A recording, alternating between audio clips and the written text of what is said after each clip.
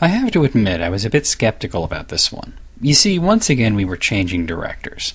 Mike Newell, who directed Goblet of Fire, was out, and David Yates was in, who would direct the remainder of the series.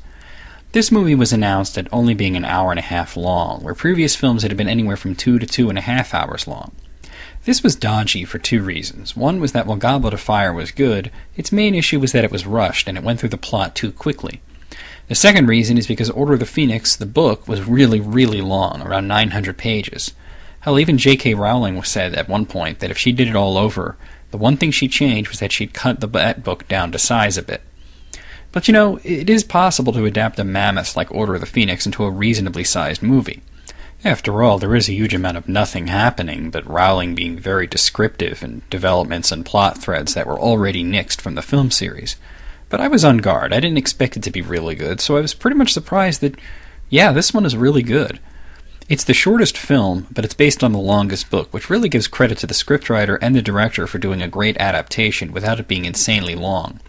Like Alfonso Cuarón, David Yates chucks anything that doesn't tie into the central theme of the film, giving us the streamlined version, but unlike Mike Newell's Goblet of Fire, it doesn't feel like it's skipping over large portions of the plot, even though it technically is.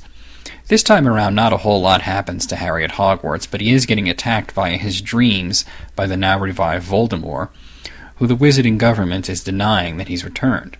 Voldemort and Harry share a unique bond and can see into each other's minds, and Voldemort uses this bond to send Harry visions, accumulating in a false vision being sent of Harry's godfather Sirius Black being captured and tortured. Leading up to this, the school is slowly being taken over by a sadistic government bureaucrat named Dolores Umbridge, and as a form of rebellion, Harry and his friends, who are too young to join Dumbledore's Order of the Phoenix, form their own group, Dumbledore's Army. After receiving the false vision, Harry and the rest of Dumbledore's army storm the Ministry of Magic, only to find it empty. What Voldemort was after was a recording of a prophecy which can only be taken by either himself or Harry Potter. So his plan was to lure Harry to where it was and then dupe him into taking it, then the Death Eaters would show up and take the prophecy. But Harry and friends, who had been training all year, fight back, and the Order of the Phoenix shows up for support, though Sirius is killed in battle by his cousin Bellatrix. Voldemort does make an appearance, but is defeated by Dumbledore. He tries to possess Harry, but finds they can't cohabitate and is driven off.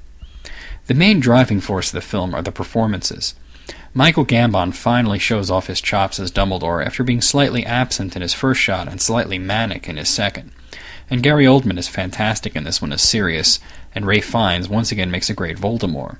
But the real stars here are Helena Bonham Carter, who has a spectacularly creepy turn as Bellatrix Lestrange, and Imelda Staunton as Umbridge, who despite not being at all like anything like I'd imagined the character, nailed her perfectly and stole every single scene she was in. And let me tell you, if you can be in a scene with Maggie Smith and steal all the thunder, that's one hell of a performance. Of course, fans bitched about it being short and, complaining about what was cut, but the point of a review is to go over a movie and say whether or not it was good on its own, not compared to a 20-pound novel. And Order of the Phoenix is a true feat of adaptation, in which the cast really gets to shine and the plot moves along briskly without feeling like a montage. 9 out of 10.